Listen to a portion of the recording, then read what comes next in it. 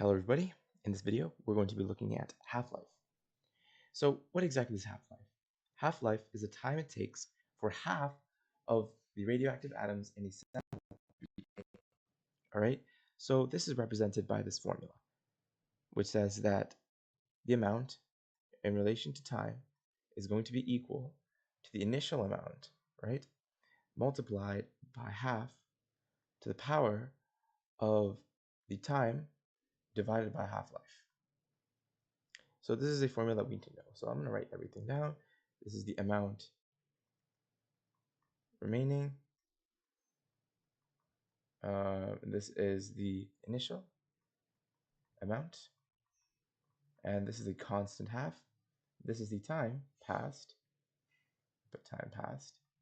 And this is the half-life. Alright, so for our first question, we have this.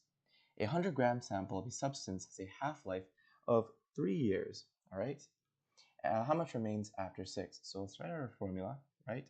So the amount remaining in relation to time is equal to the initial amount times half to the power over the time that's passed over the half-life. So we're given everything except what's on the left-hand side. So let's just do the simple plug and chug. So our initial amount is 100 grams. So we'll put that here as 100 grams times a half over the time period of 6, right? 6 is what's going to be at the top, and at the bottom we're going to have half-life, which they give us 3. So let's put that there. So let's do this calculation. We do 100 times half to the power of 6 over 3, and we should get a value of 25 in this case. So 25 grams of the substance remains. We can write that down. All right, so our second question states a 200-gram sample decays to 25 grams in 12 hours. What is the half-life? So in this case, we're given everything else except for the half-life. So we have to isolate for this t over here in our formula. So let's put everything in here. I'm not going to write down the grams. I'm just going to put 25 is equal to 200 multiplied by a value of 1/2 to the power of the time, 12 over t. First things first, I'm going to divide both sides by 200 to get rid of this. So I can isolate t a little better. So it's going to be 25 over 200 is going to be equal to half times 12 over t. Now, according to natural log rules, if I take the natural log of both sides, right, if I take the natural log of this, 25 over 200, this, and I take the natural log of this, I can actually bring down this term. I can bring it down if I take the natural log, right? So we'd have equal to the natural log of half times 12 over t, right?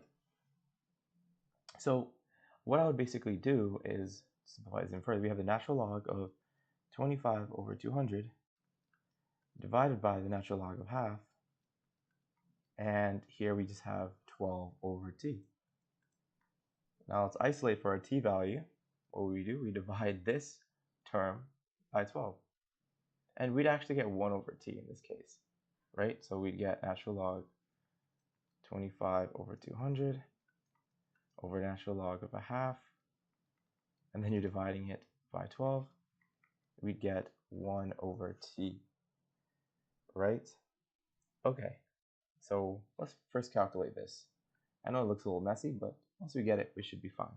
So it's just the natural log of 25 over 200, and that is divided by the natural log of 1/2, and then that's going to be divided by a value of 12. So we're getting 1/4. So 1 over 4 equals 1 over t. Then this means that t has to be equal to a value of 4, right? So therefore, our half-life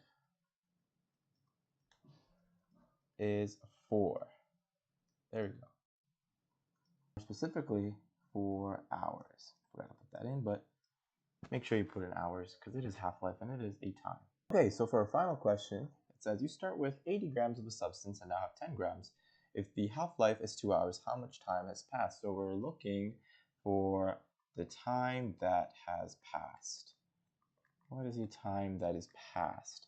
Okay, so let's write our formula, which is n of t is equal to n naught times half to the power of t over half-life. So we're trying to find the time in this case. So it's like the same steps, except I guess a little bit of a different algebra going on here. So we start with 80 grams, right? And we have 10 grams. So 10 grams is going to go here and our 80 is going to go here, right? Initial is 80 and we have 10 grams now. So we're going to have half, right, inside these. It's because of constant. And the time, which we don't know, and the half-life, which we know is 2. All right. So I'm going to divide both sides by 80. So it's going to be 10 over 80 is equal to 80 gets canceled out. So you're going to have half to the t over 2. Now our next step would be to take the natural log of both sides. So we can bring down our t over 2. So we take the natural log of 10 over 80 is going to be equal to the natural log of half. Okay? And this is going to be multiplied by t over 2.